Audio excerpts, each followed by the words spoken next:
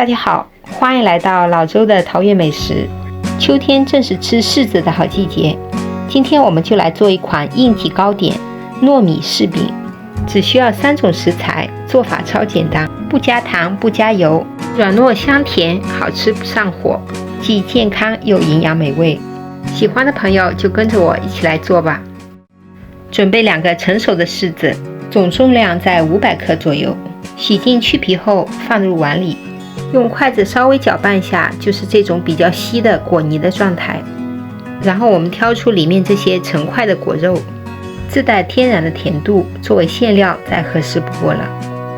接着我们来和面，准备水磨糯米粉150克，普通面粉150克，分次少量的加入到柿子泥里，这样才能更好的掌握面团的软硬度，同时也更方便搅拌。糯米粉和面粉的比例，大家可以根据个人的喜好来做调整。喜欢更加软糯的，也可以把糯米粉和面粉的比例调整成2比1。大家在做的时候要根据柿子的实际含水量来决定粉类的具体用量。揉好后的面团是一个软硬适中的状态。接着我们用手揪出一小块面团，用来做柿饼的蒂子。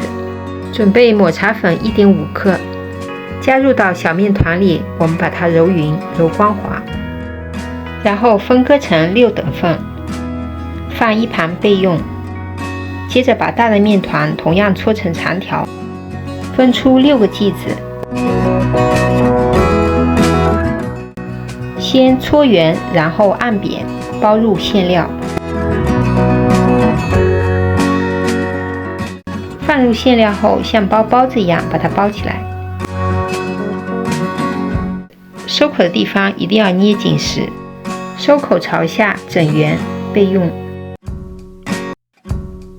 同样的方法，继续将剩余的都做完。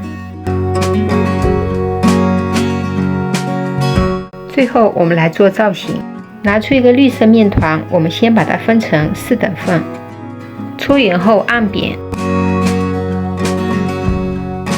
4个圆形面片都出来以后，我们把它组合起来，像这样叠放成一个花的形状。用手在面片上面稍微按压一下，就连在一起了。然后从中心位置揪出一点点，当做叶柄。最后再用牙签在面片上按压几下，作为叶子的纹路。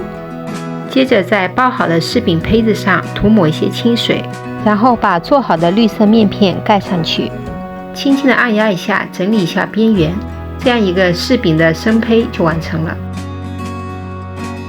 同样的方法，接着我们把剩余的都做完。